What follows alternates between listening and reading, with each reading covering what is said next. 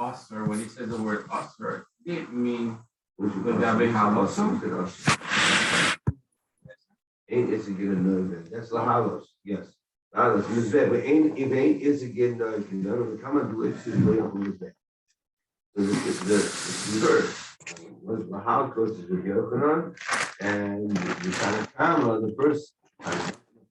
The Bar of Yosef is lahalos.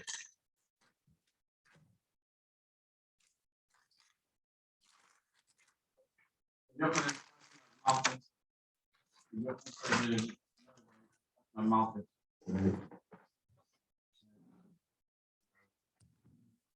Yosef are here. Yosef saying that there's no isters. Okay. Moving. No, I'm kind of just want to say right on this side, just like that.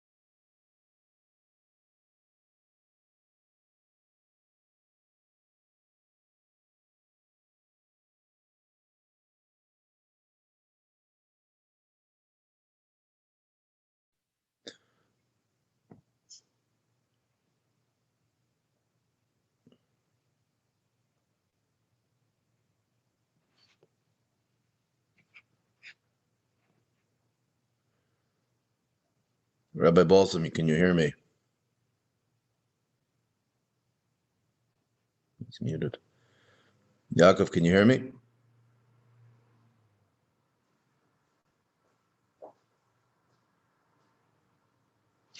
Yaakov, can you hear me? Okay, there we go. Yeah, you can leave yourself off mute right now. We're the only two in. Rabbi's here, but he's dealing with a shul You issue. know you can bring it up and you don't dig after it, but don't do it. Good morning. Oh, it sounds like you have other people there, so maybe yeah, okay. Yeah. Okay. This is a word of damage. Rabbi, I'm gonna start. Okay, please. Okay. All right. So we're really yesterday actually in shul we finished the daf till the bottom of Chaf Amid Beis. We just have the top of Chaf Aleph Amid Aleph to finish the parak, and then we're going to be starting the third parak, which really is a parak that deals with Hilchos Kriyas HaTorah for the next 5 blot or so. It's a very Yisaitistic set of Gemaras, but okay. We're holding on the bottom of Chaf Amid Beis by Ulahashkoya Soita. Lashkoya Soita, the Mishnah had said above, we were discussing various different mitzvahs that are daytime or nighttime mitzvahs that are specific to the day or the night. That the halacha is that they're kosher for the entire duration of their time, either by day or by night. Lashkoya Soita, which is a daytime mitzvah, which is to clarify whether a woman, an Eshes Ish, had been mizana or not. That is a mitzvah b'yoim, and that's learned out from the following: Asya Torah, that is by the Hashkaya Saita. Uksiv Hasam, and by the general dinim of Mishpat, it says Al Pia Torah sheyarucha ve'ala Mishpat. Gemara says Ma Mishpat b'yoim afkan b'yoim. So you see that it's got to be dafka by day. So before we go on, there's just an interesting thing I heard from Rabbi Rosner on the DAF website. He quoted, I think it was Rosner. He quoted from Rav Yaakov Kamenetsky that apparently he was trying to just put some tam, and it's really a simple idea, but I think it's very powerful, which is understanding exactly what this mitzvah of Hashkaya Sait is. It sounds a little bit vindictive almost, as if we're trying to shame this woman who maybe was acting inappropriately or whatever. And he says it's the opposite. He says, really, what you're dealing with here is you have a couple, a husband and a wife, and a husband, for whatever reason, whether it's her behavior or it's in his head, he has suspicions about his wife. And those suspicions might be founded in logic and reason, but in the end of the day, there's no way to know whether she did or she didn't. And she's saying she didn't do anything. She's saying she didn't do anything wrong, and she never cheated on him. She didn't commit adultery. Lemaisa, once trust in a relationship is broken, whether it was justified or not, that the trust was lost, the trust is something that doesn't just get rebuilt because someone chooses to trust again. Trust is something that really it's very difficult for it to come back. In fact, it's kamat impossible once that trust is broken. I think that is the amkos as to why when a woman is mizana, that the relationship's over in halacha, because there is no way that a person could ever really truly come to trust that person again. And what is a relationship without trust? It's garnished. It's nothing. So the whole idea of Hashkaya Sota is the idea that Hashem, because we're in a situation of suffix, we don't know what happened. Hashem is giving the husband, that this husband wouldn't come back to his wife unless it came from God that she didn't cheat. It's literally the only way that it could. So really, rather than look at this as some sort of way to, embarrass her or punish her, it's a way to save her and save their marriage. Because if she did something wrong, okay, so then the emes will be found out and it'll be what it'll be. But if she didn't do anything wrong, then at least the husband has a halfway decent chance of committing himself or recommitting himself to his wife, because really it comes out that it's a gilui milsa that nothing would ever happen problematic. And although they might have some shalom bayis issues, maybe they should go to counseling. But in terms of there being a salvageable marriage here, you have a salvageable marriage because Hashem came along and said, I promise you, on my word, you could trust the fact that she didn't do anything wrong. I just think that's a very important idea to think about. We don't get to talk about Hashkaya Sota too often. But either way, the Gemara continues and talks about the next din in the Mishnah was Egla Rufa. We talked about a carbon over there. Ola Rifa sa Egla, Amri Debe, Rebi Yanai, Kapara Ksiv Ba, Kikachim. So once it says Kapara, we'll compare it to the other kachim, which on Amud Beis we mentioned from the pasuk of Biyom Tzivsai as Bnei Yisrael, to teach us that all karbanos are Biyoim Tzivsai, so they're Dafke Biyoim. So too, the Egla Rufus carbon has to be beyond.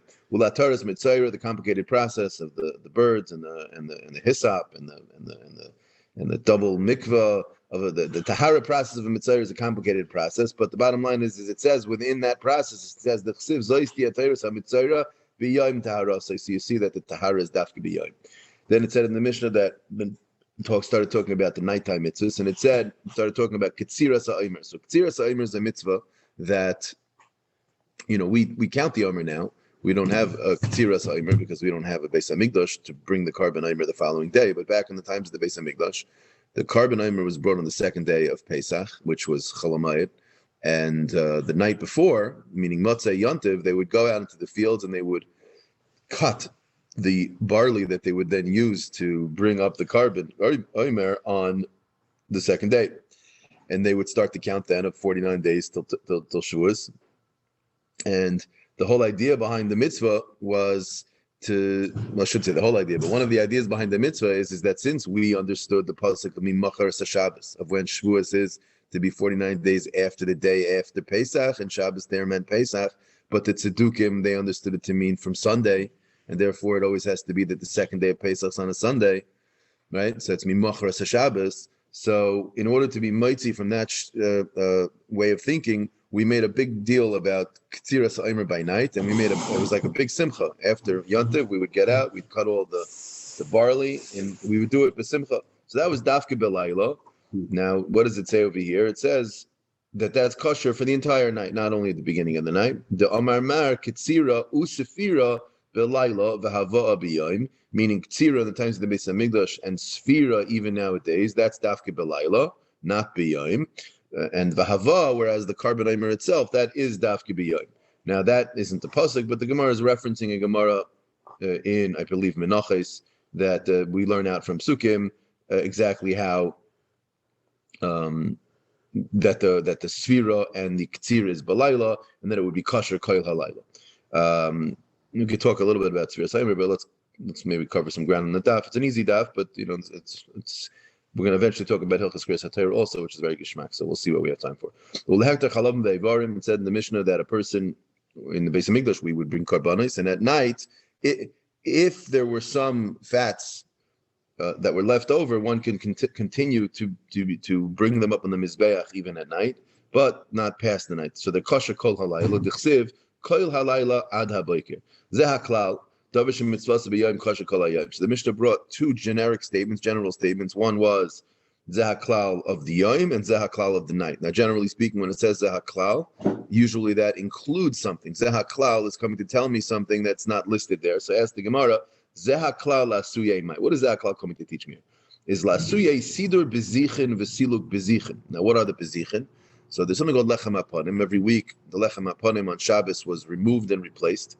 And it says over there by the lechem hapanim that the lechem hapanim have to be lifnei Hashem tamid. They have to be in front of Hashem all the time. So since they have to be in front of Hashem all the time, exactly how did you accomplish that when you would remove the lechem hapanim and they would have these little spoons or bowls of levina. Yeah, frankincense. Thank you. I don't know what frankincense is. I've still been reading frankincense, but whatever, frankincense. So the problem was what are they supposed to do?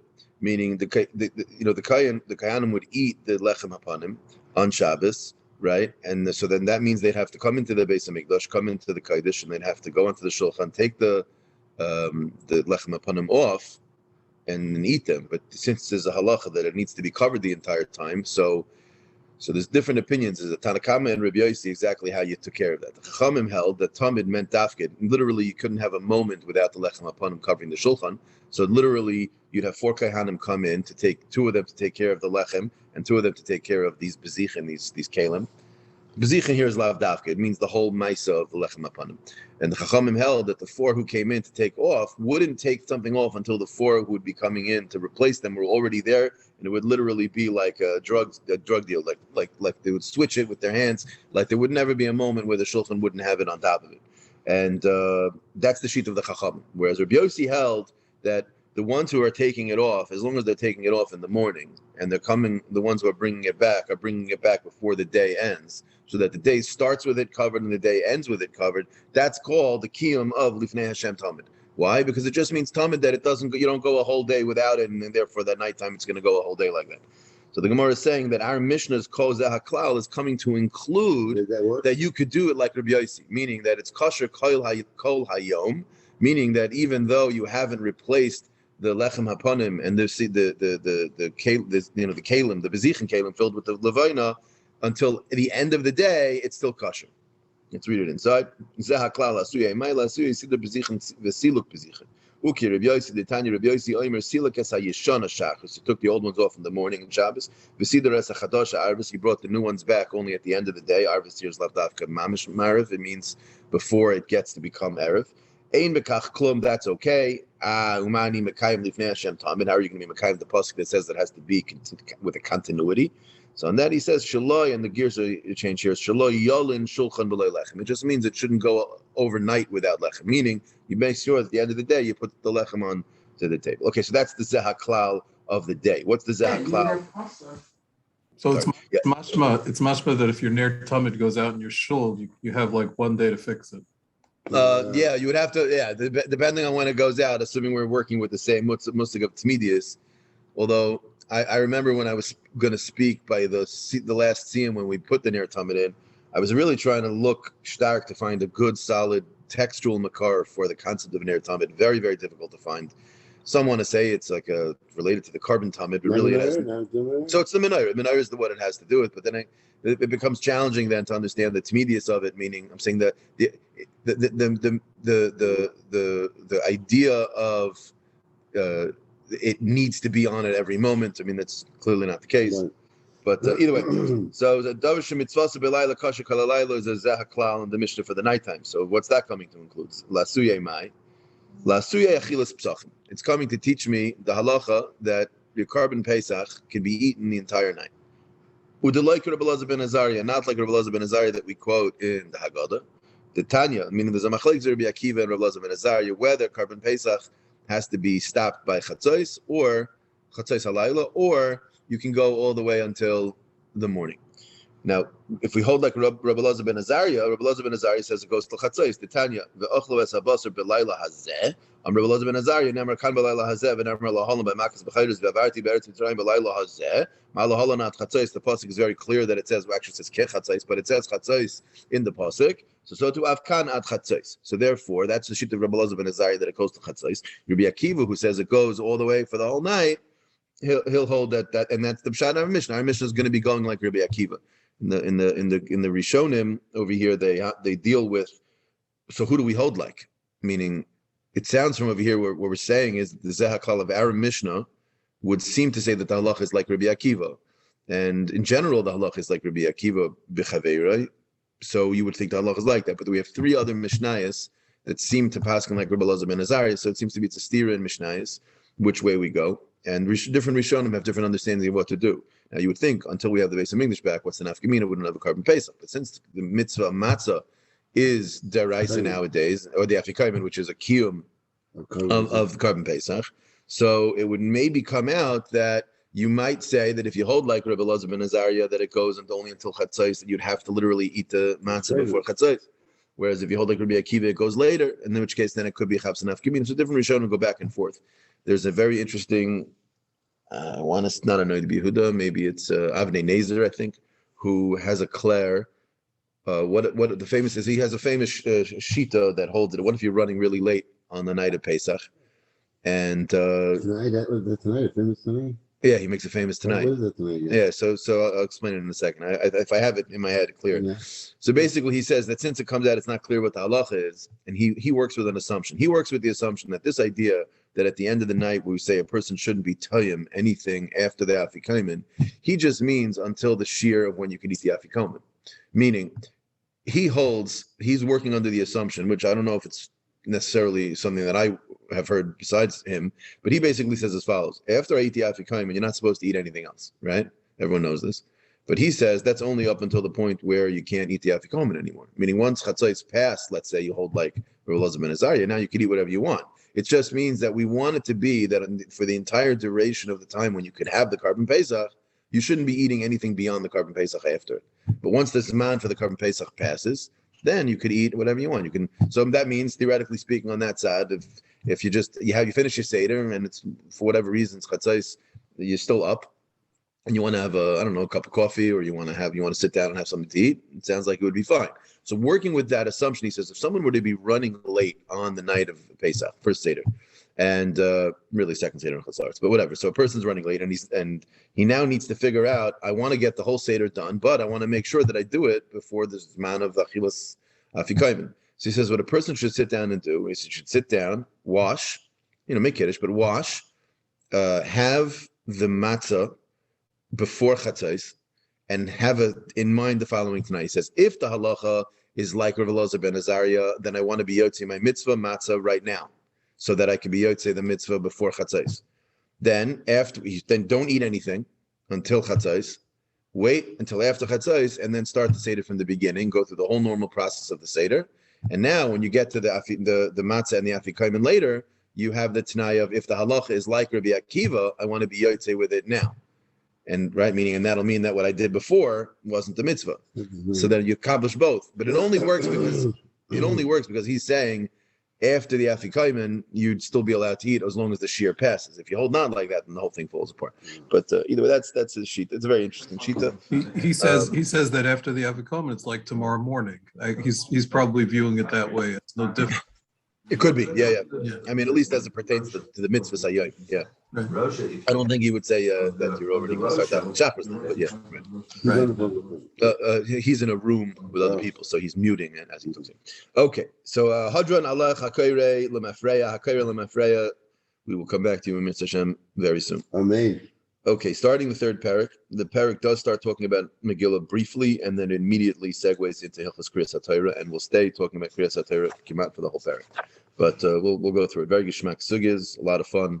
I mean, plus anytime you're learning sugis that are very relevant, to just, you get a lot of questions because it seems like you're learning things that are not the way we do it, and especially because the way they did Kriyas HaTorah in those days is different than the way we do it now.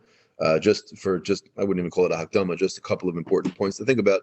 We nowadays lane where the Balkaira goes up, or we technically really shouldn't call him a Balkaira. I'm sure Rabbi Balsam will correct me if I'm wrong, that it's not really a Balkaira, right? Technically, the diktuk should be a Balkriya, right? A Balkore is the person who is a Baal of reading, right? It should be. Am I wrong? We'll talk about it later. It's more complicated. Oh, okay. So it may not be wrong actually. Oh, okay. Regardless. So I'm going to continue calling it a Balkaira because that sounds more normal for people. So and to me also. So like a Baltokea and many other words that we have. Yeah, exactly. Okay. Right. Really, it's the Baltakia. Okay. So we have the person who reads is really almost like a shliach of everyone. But really, Mikra Din, we should all be laning. And the person who gets an aliyah goes up. And really, there's 3 aliyahs. And the first one, the Kayin says the bracha Asher B'Chabanu.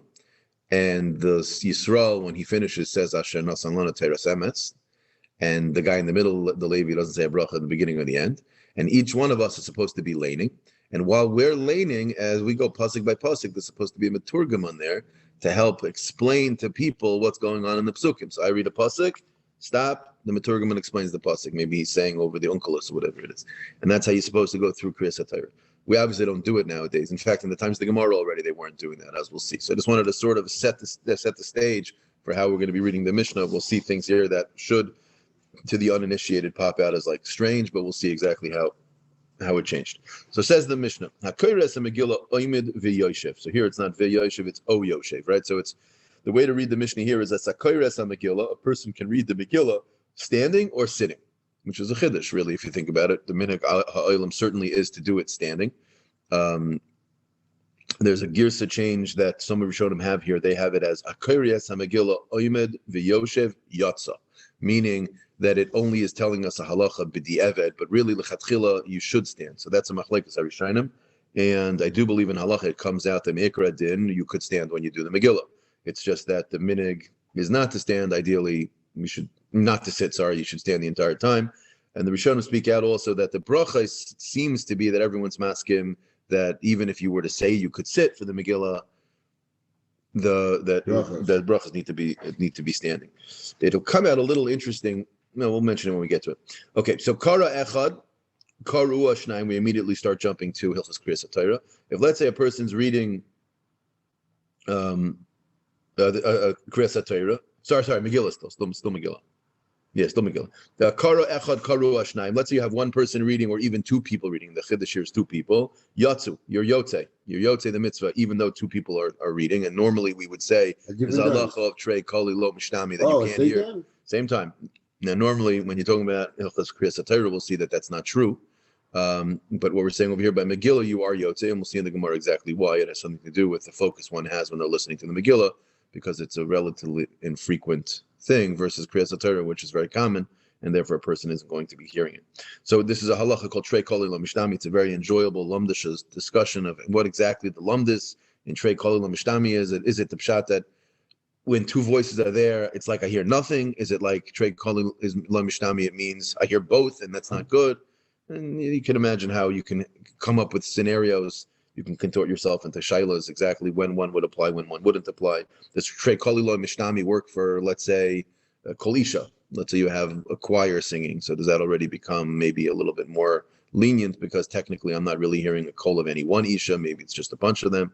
I believe that's what either it's Hildesheimer or Sham Shafal Hirsch, the Srideish, one of the German.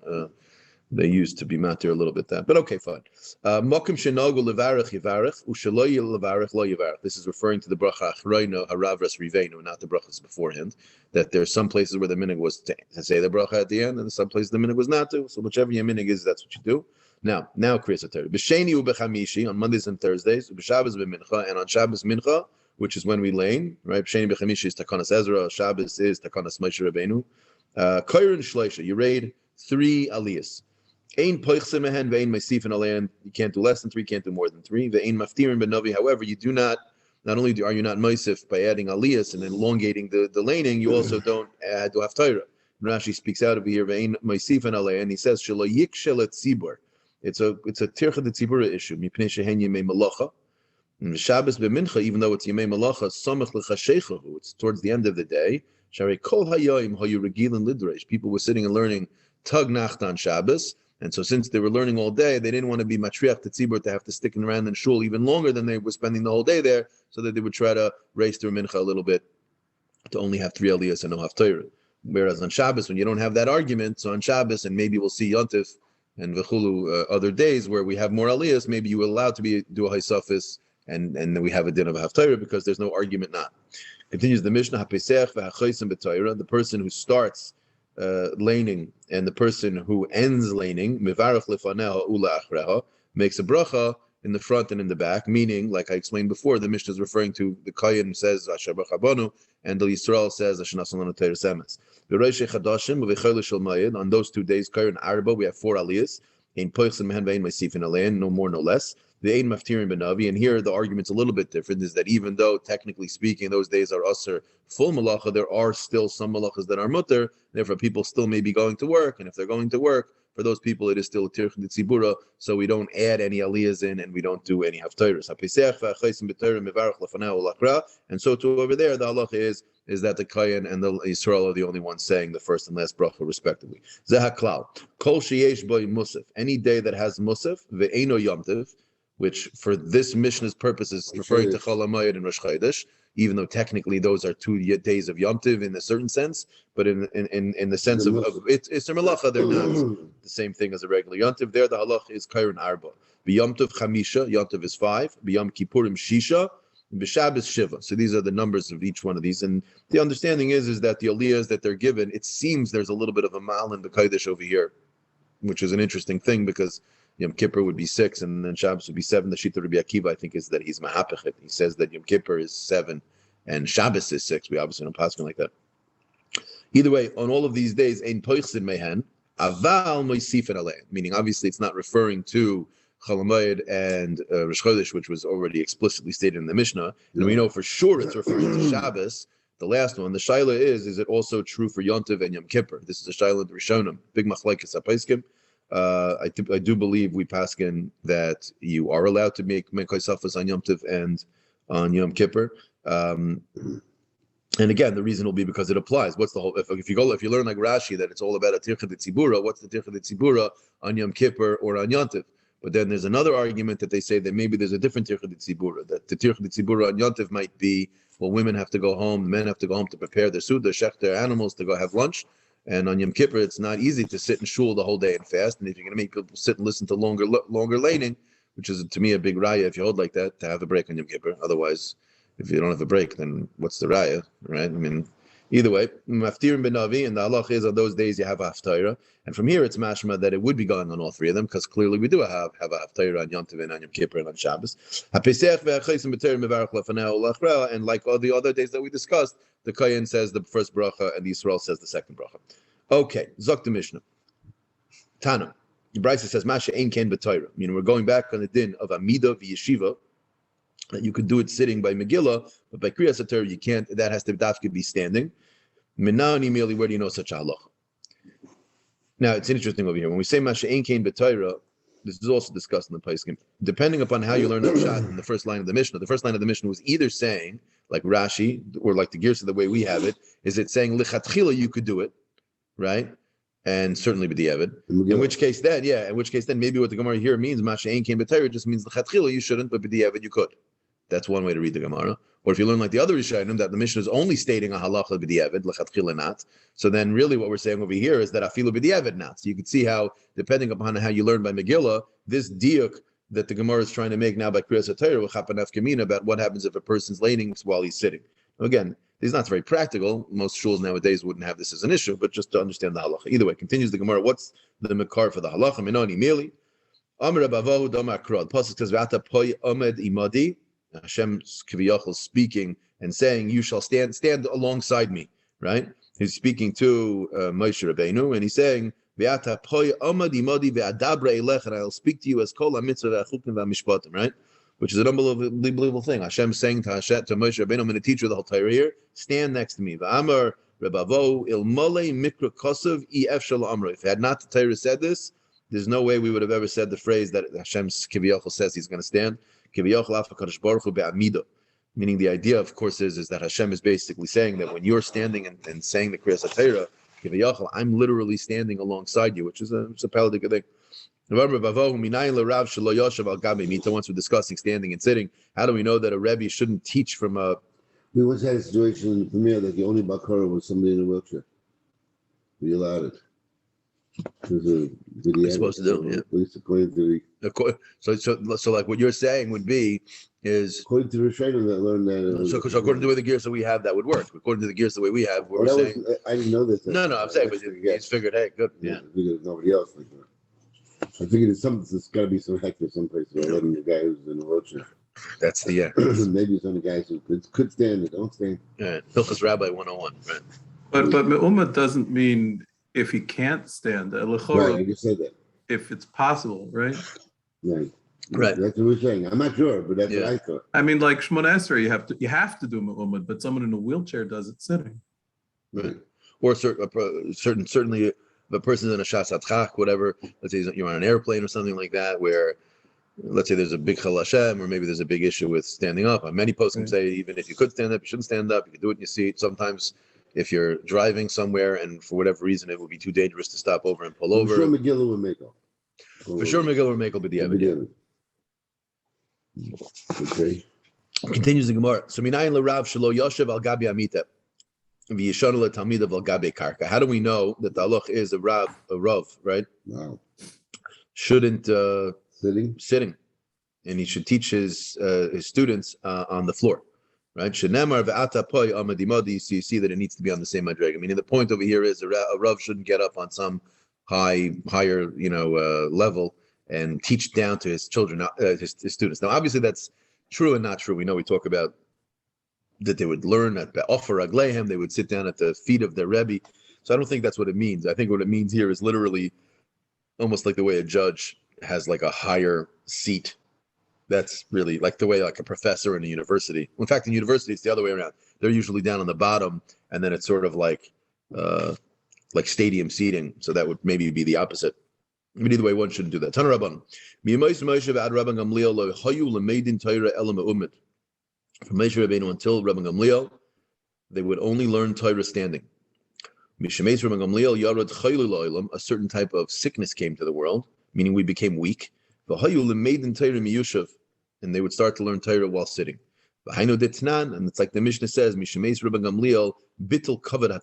the kavod HaTorah of standing is a kavod HaTorah. Sitting while learning is not a kavod HaTorah, at least at that time. But once Rabban Gamliel died, that kavod HaTorah went away, and the chayli came to the world. And again, what this means is that, I mean, to me, on a pashut level, it means that when he died, what that means is that it's no longer a kavod HaTorah to stand while you're learning. Meaning, it's not saying if you could, lo yitzur, try to be like. That's not what it's saying. I think what it's saying over here is okay, no. Just like when Avodah Zarah's, the type of Avodah Zarah was gone, that means the type of Avodah Zarah is gone. It's gone. Nevuah is gone. We don't have Nevuah nowadays. So to over here, the kavod HaTorah was nisbatel, at least that as it pertains to standing. So standing nowadays has no maila.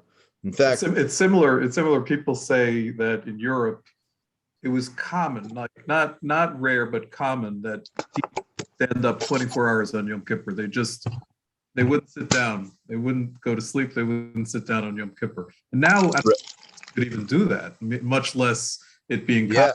I mean, I'm not an old man, but I consider myself a younger person with bad knees, and Yom Kippur for me becomes a battle of it's an economics lesson of what points in davening do I need to be sitting so that I can cheshben ne'ilah well, so that I don't find myself in tons of pain during ne'ilah, so that I can actually stand for the duration of ne'ilah, for all the Yud Gimel Midas and stuff. But yeah, and it's the chayli that comes to the world. I don't know if the chayli is referring to Ashgeschlatters, as they say, the Jewish knee disease, but yeah, either way. Kasav Echad Omer is the psukim referring to of sitting and standing when learning. It says Ve'esha Bahar v'Kasav Echad Omer ve'Anoichi Amaditi Bahar. So which one is it? Was Moshe sitting or was Moshe standing? We'll see four answers over here. Amar Rav Oimid v'Loimid Yoshev v'Shayna. He was doing both, meaning when he was standing he would learn, and when he was reviewing he would sit. So you see that Chazara requires a little bit maybe sitting down. What's that? Yeah, okay. He was leaning, meaning really he never sat. It just means he wasn't standing, meaning he always was sort of bent over in a certain state of hachna while hearing Torah from Hashem. Rabbi Yochanan Amar Ein Yeshiva Ela Lashon Akava. He wasn't sitting at all. He was standing. And when it says yeshiva, it just means akava, that he was waiting to hear the next thing from Hashem. Shenemar v'teishvu b'kadesh yomim rabim. So you see that yeshiva there did not mean sitting. It just means they rested, meaning he was waiting. Rava Amar rachos me'umad v'kashos miyushav. When he was hearing the starke lamdisha halachic things, that he needed to sit down for it. When he was hearing the softer, simple mishpatei haTorah, or the simpler ideas, he would do that standing. So that's what it is. So when you hear a simple idea, you can hack it learning, standing around, fine. You want to sit and harvin learning and break your head to try to understand what's going on. For that, a person usually needs to sit down, take a shtender out, crumple a Gemara up, drink a couple of coffees, maybe over a cigarette on the mirror, pess it in the mirror to really, really, get it into your blood. But miss those days. Yeah, okay. Kara echad karu shnayim yatsu. It said in the Mishnah that as it pertains to Megillah, if one person or two people read it, meaning, and the point here is that you have two people reading it at the same time, it said in the Mishnah, Yatsu, Tana, Masha Einkin B'Torah, a repeat of the Gemara earlier, and here, L'chura, we'll have the same discussion. In our Mishnah, it's very clear that what we're saying is that ideally by Megillah, we should have one Baal Kairei. The Mishnah is teaching me that if you had two people reading it, you're Yotzei. And now we're saying, Masha Einkin B'Torah, and here it taka means that even B'di Eved, you would not be Yotzei. Why? Because of the halacha of trei kali lo mishnami, and Rashi, that's what Rashi says. Kol shekein she'ein shnayim kairin, the time of mishum the trei kali lo mishnami, which again, like I said before, you can have a discussion about exactly how trei kali lo mishnami works. Is trei kali lo mishnami a halacha that you don't hear any of them, or maybe you do hear one, or you hear both? Meaning the shaila that comes up is, I believe, let's say a person on Rosh Hashanah. Somehow, if you remember the Gemara we saw in Rosh Hashanah, where there was a Beis Medrash where they just had everyone was blowing their own shofars, There's tons of shofar blowing in there. And so let's say you have one person blowing a tekiah, another person blowing a trua, and the other person blowing a tekiah, all at the same time. If trei koli lo mishnami means that it's like I hear all of them, and since I need to hear only one, I can't be yotzei my Megillah, or I can't be yotzei my Kriyas HaTorah. Maybe you'll say that by shofar, if I have a tekiah, a trua, and a tekiah from three separate people, then the halacha is going to be I can be yotzei. Whereas if you say that the halacha of trei koli lo mishnami means that it's literally like one drowns out the other, and therefore I don't have anything, then ein chinami. The problem would be true, so too by shofar. It's like each one drowns each other out, and therefore you can't be yotzei. But either way, the Gemara says, Vaita, Tana Rabban. V'teira echad kairei ve'echad metargim. When we lane, one person gets up and he reads, and you can only have one person doing the targum. Why? Because we need to know the words that are being read, and we need to know what the words that are being explained. Meaning, certainly we don't want to have two people laning because of trei koli lo mishnami. But even the targum, even the uncleist that the person comes up and starts explaining, we don't want to have two people doing that, because then it's going to come out that you're not going to understand what's going on, because it's going to be as if you didn't hear what he was explaining. Ubinavi, whereas if you're talking about neviim, then we'll say echad kairei ushnayim metargum, and we'll allow a second person to do the targum, because even though you may not understand what's going on in the psukim because of the confusion of having two people speak, we don't want to have two people reading, because two people reading is going to mean that you didn't hear the Haftarah.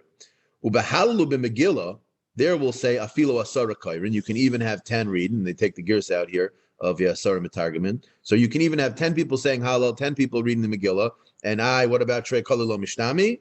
So Gemara says, my taima, why is that mutter? Kivan de chaviva, yavi daiti vishami, meaning by Megillah and by Hallel, the simple understanding of chaviva is that it's something you care for greatly.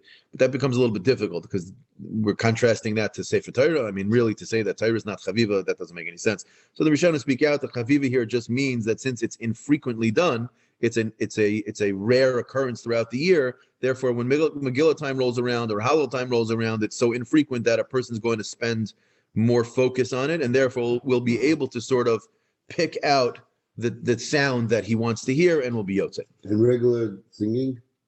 Regular singing what? Won't have this Mila. What do you mean singing? Girl singing. Oh, you're asking it in that shaila.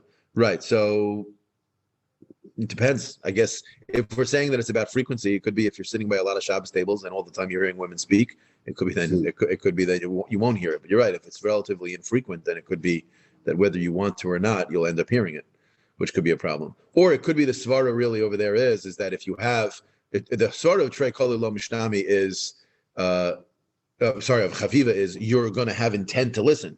But if you're having no intent to hear, then it could be the trei koli lo mishnami gets you on a technicality, you're technically not hearing one kol. So it would be mutter. I don't understand the whole heta to begin with, because the isser of kol isha is an isser to hear. It's an isser to put yourself in a situation where the kol be'isha is erva. So if I have two ervas in front of me, why does that not? Like I don't see how that helps anything. I mean, I have one erva, now I have two ervas, now I have three ervas. Like either way. Okay, continues the Gemara. What time is it? A couple of minutes, a little bit. The Mishnah said that you shall make the second bracha, harav rivenu, in the place where they make it, and when they don't have the minute, don't do it. Amar Abaye, lo yishanu ela la'achreha. We're only talking about the bracha afterwards. Aval lefneha mitzvah levarach. When you're talking about the brachas before the Megillah, that of course you have to make. The Amar of Yehuda, Amar Shmuel, kol ha-mitzvah is kulon mevarach alein oiver la'asiyasa, and all mitzvahs in the Torah need to be, the bracha has to go before it. My mashma, the high oiver lishna da akdumehu. What do you mean? How do you know oiver when you say mitzvah oiver la'asiyasa that it means before? Oiver la'asiyasa can mean after you've passed over it.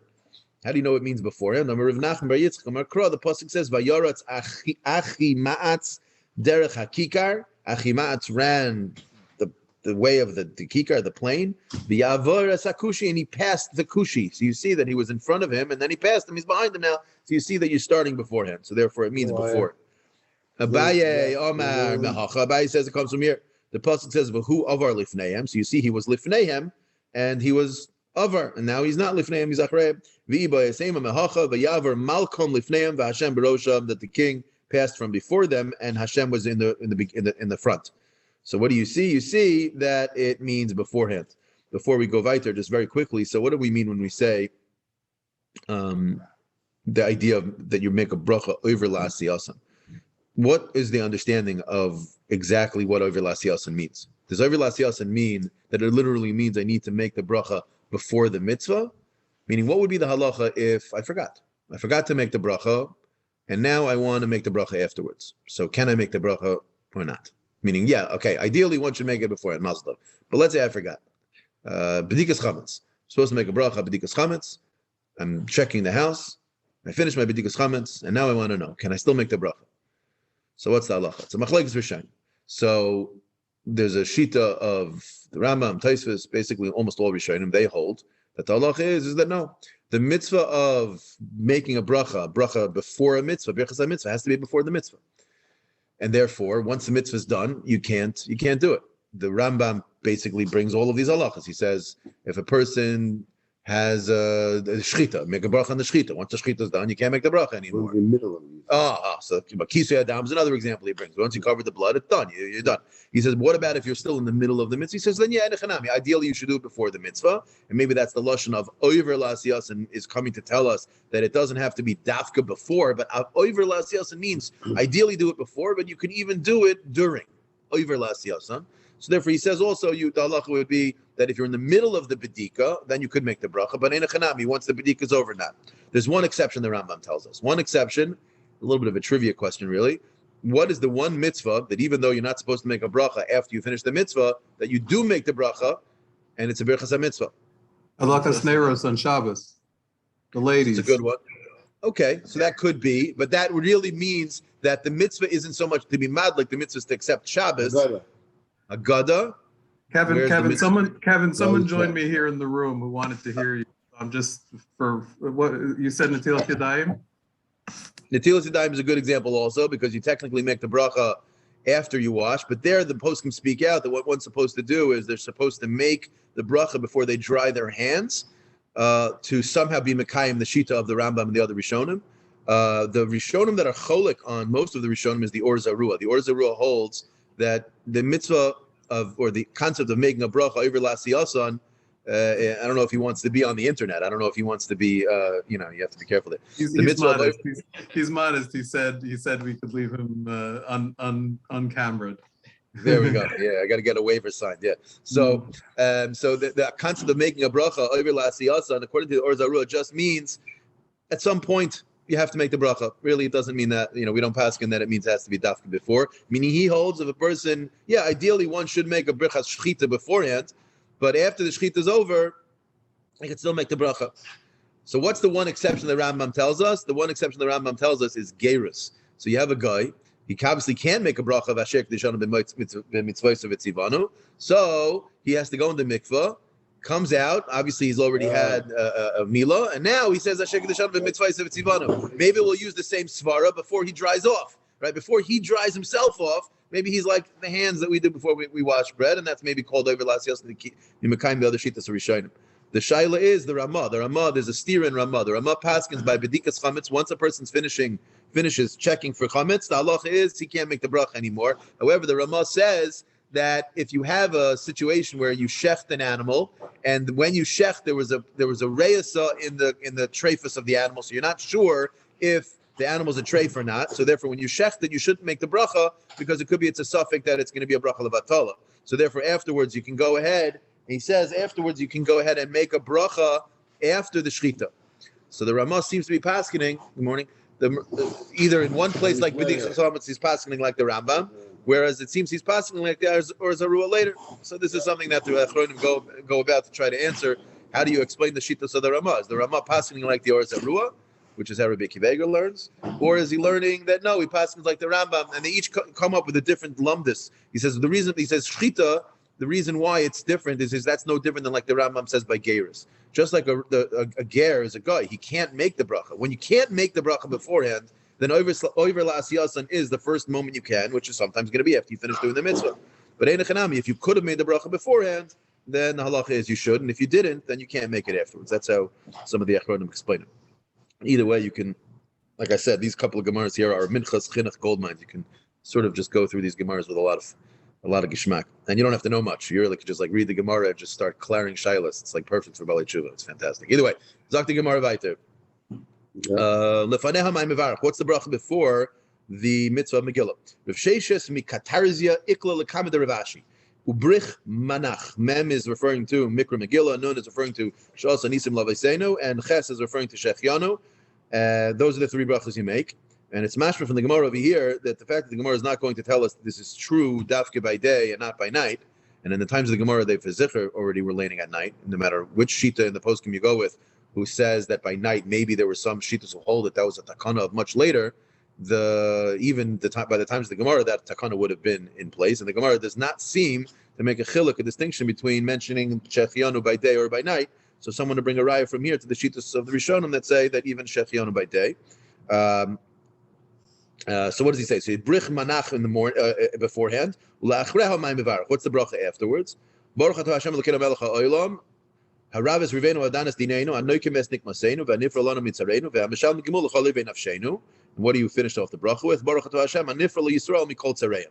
That is Ravashi. Rava Amar Hakel HaMeshiach. He says it's a little bit of a different ending. And Rav Papa says what he always says whenever there's a machlekes amirayim about how to end the bracha. He says he's mar b'shalom in the olam, and he says let's bring them all together. Hilkach nemrinu l'travayu baruch atah Hashem anifra l'Yisrael mikol tzareim Hakel HaMeshiach. So I'll say what we said over here, like what we said I think in Rosh Hashanah, where Rav Papa said that the way we end the bracha, but the birchas hayoim on Rosh Hashanah, he brought it together over there. That I forget who's. It's probably the Maharzchi is who I'm guessing who did it, or Reuven Margolius. It's one of those two. It's either one Bucky in all of Shas or the other Bucky in all of Shas. Goes through all of Shas and finds how many times Rav Papa did this. That Rav Papa took a bracha and was he took two different shitas and put the brachas together. He says it comes out there were 10 times. 10 times was each time was that he did it. He was zoichet to have a son, which are the sons that we mentioned. Had a siyam on a Gemara. I forget who. I think it's a Maharzchi, but I could be wrong. It's the type of thing. It's the type of thing that Reuven Margolius does. Yeah. Although yeah. I saw in the Sefer Daf al Daf, which is a really dangerous Sefer if you're trying to prepare Daf Yomi Shiur, because you could literally get lost on what they bring. There's like 30 pages on every Daf. Right. But he brings a story, and I may mess this up a little bit, but the Maharsham, who is Rav Mordechai Shalom Shvadron. This is the grandfather of Rav Shalom Shvadron, who was the Maggid in Yerushalayim. So he was the Paisek Hadar, and he was the Rebbe of I believe both. No, he was the Paisek Hadar, and when he passed away, Rav Meir Arik became sort of the Paisek, and Rav Meir Arik was the Rebbe of Rav Reuven Margolius and Rav Meir Shapiro. They learned from them. So they tell the story over, and I've heard the story a couple of different ways. That there's a Rashi on our Gemara a little bit later that comes up, but I'll tell it to you now.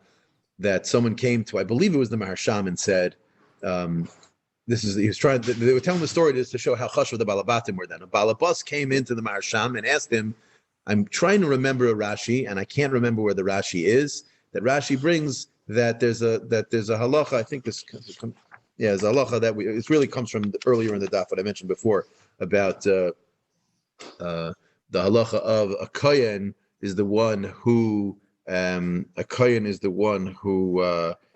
what's the lashon? He says, one second.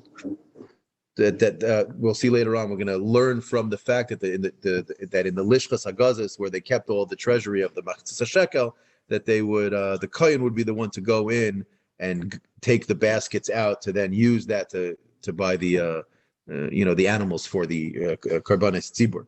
So the Rashi says over here, Kaihanim es halishka. There's no makar for this din that the Kahanim would do that. And so this Balabas came into the Maharsham and said, where's the Rashi that says that? And all this the Maharsham says, let's take a walk through Shas. And he literally sits there and he says, Brachas? No. Shabbos? No. And he goes, Megillah, you're right, Rashi Chaval from the base, boom, boom, boom. But the Maharsham who's the one who brings that. But either way, let's go a little bit. So it could be Rav Margolius, his Rebbe did it with. I've heard the story with Rav Meir Arik, who's his Rebbe. So if this is Rav Margolius, it's relevant. If it's not, it's the Maharsham. But either way, I think the Belzer Rebbe is the one who said that when the Marsham died, he was the one who said that Rav Meir Arik should become, he sent all his halachic shilas to Rav Meir Arik. These are not people who lived 250 years ago. They lived into the 20th century, I think. Rav Meir Uri Arik. Margolius is recent. Rav Uri Very Margolius recent, yeah. died Rav maybe- Margolius wrote all of his farim in what you and I would call maybe almost Ivrit. Like it was an awesome Talmud Chacham. Either way, I have all of Rav Uri Margolius's books, and one of them is there must be at least 50. he's prolific. But they're small books. One of them is about all the focus in Shas that it says Chad Omer and Chad Omer, but the Gemara doesn't. Rav and Shmuel, right? Yeah. That's a famous one. And he figured out based on rayas from elsewhere which one was which. Yeah, it's very clever. It came up actually earlier in the Masechta in Megilla. Rav and Shmuel arguing. I forget which one it was. It's just to show you how much we forget. I can't remember the one I saw 3 days ago, and he was doing it. Okay, Gemara continues. Hani shlosha keneged me. So it says in the Mishnah that on Mondays, Thursdays, and Shabbos we lane 3 times. Why do we lane 3 times? Amar of Asi keneged Torah Neviim Ksuvim. Rava Amar keneged Kahanim Leviim v'Yisraelim. I don't know why not Avram Yitzchak and Yaakov. We're trying to find threes. Like we could find threes all over the place. You're about Pesach, Shavuos, Sukkot. I mean, it's a million threes. But either way, Gemara says Kayin Levi Yisrael. Fine. Elahadetani Rav Shimi, meaning once you're telling me that the reason is because of 3 is because of that. Well, then why do we need 10 psukim? He says over here, Ein Posum Yud Psukim Beis HaKnesses. Yidaber Oilam in Aminyan, and don't think that the pasuk of Yidaber Hashem and Moshe Lamer doesn't count. That counts. And therefore, if you need 10 psukim, Hani Asara Keneged me. Why are we going Keneged the 10? And the Gemara is about to give the reasons, which are the same reasons I believe that are mentioned in Rosh Hashanah when we talk about Malchus, Zechronis, and Shofars. Why you need 10 psukim over there. Amr B'Shub Levi Keneged Asara Bat London. Shabbat Saknes just came up in Tainus. We saw that there were the makar for Kail guys, right? So back in those days, you needed to have 10 guys sitting in shul at all times. The Chas Shalom Hashem should knock on the door of the shul and come in, wants to put a shechina in the best medrash or the base knesses, and he sees there's no one there. He needs 10 people sitting there, so they would have asar batlanim. So you see, the community would pay for these 10 guys to basically be sitting and davening and learning all day to make sure that there was a community kolo in the neighborhood to make sure that there's something there. So these asar batlanim who were so chashiv, so therefore it's as if to say we were mitakin that this halacha that you needed to have 10 psukim at least being read by every Kriyas Torah Monday, Thursday, and Shabbos Mincha for these Asara Batlanim. Rav Yosef Amar Keneged Aseres Hadibris Shenemer L'Moshe Misina. Rav Levi Amar Keneged Asara Hilulin She Amar David B'Sefer Tehillim, which by the way wasn't 10. There's really 5. It's just that in each one of those kapitlach it says Hallelujah twice, so you have the 10 Hallelujahs. Rav Yosef Amar Keneged Asara Ma'amaris Shebehed Nivra Ha'olam 10 Heiniu Vayomer Debereshis. Ani Tisha Have. You tell me all the time it says Vayomer in the beginning of the Torah. It only says it 9 times. The Gemara says no. Bereshis Nami Maimerhu. That's also considered one of the Ma'amarais. Therefore, it's considered 10. And how do I know that? The Siv, it says B'dvar Hashem Shemayim Nasu V'ruach Piv Kol Tzva'am. So you see that the Dvar Hashem is referred to that the Shemayim Nasu is called the Dvar Hashem. So therefore, don't ask me a Shaila, the Maharal says there's a chiluk between Dibur and Maimer and whatever. Dibur and Maimer, that's called the Asar Ma'amaris, and therefore you'll have 10.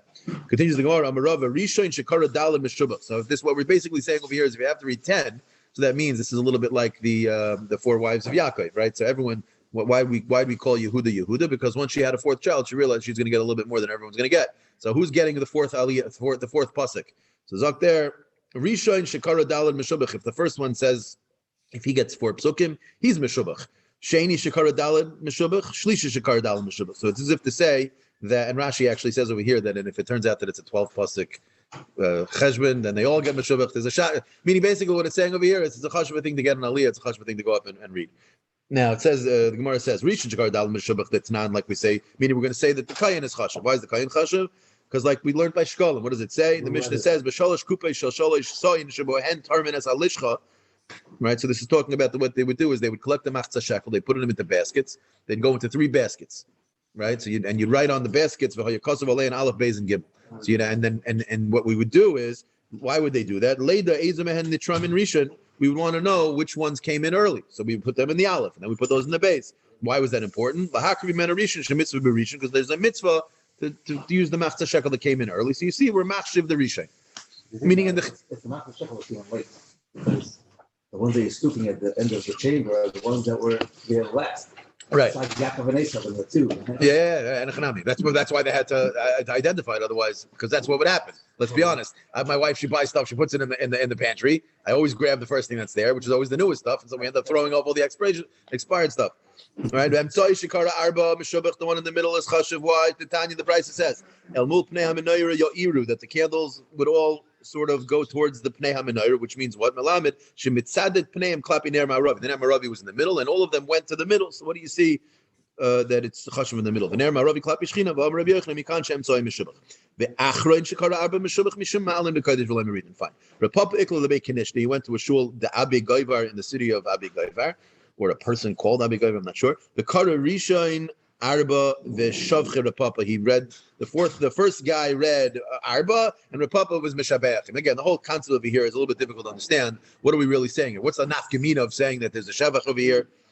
I'm not sure, but maybe it's saying which aliyah is more chashuv. I don't know. I guess maybe what it's saying is, if you want to know how to be mechabed someone, give him the aliyah that has the most psukim in it, let's say. Although that's not so clear. Ein posem henvein ma'isifin. It said in the Mishnah that you don't do less than 3 and you don't do more than 3, and the same thing for same thing for 4. And by cholamoyed Rosh Chodesh, Tana hapisech mevarach lefaneha v'hachos mevarach lechareha, which is what we saw in the Mishnah, that Kayin says the first bracha and the Yisrael says the last bracha. V'ha'idna, which is really answering the question one should ask when they read the Mishnah, the kulu mevarach lefaneha lachra, where all 3 are now making both brachas. The reason why they do that is in order so that the people are coming in maybe after Kayin and before Yisrael, they're leaving, they'll think we don't make brachas, or they'll only think we only make one bracha. Therefore, we don't do what they used to do. There's other reasons why they say also in the post can talk about that it's people don't want to have bizyonis, that my aliyah did get a bracha, his aliyah did get a bracha. Lots to talk about, but unfortunately, Weiler and Shas and Poskim tomorrow. You'll be in tomorrow? Yes. Awesome, fantastic. Come and feel better.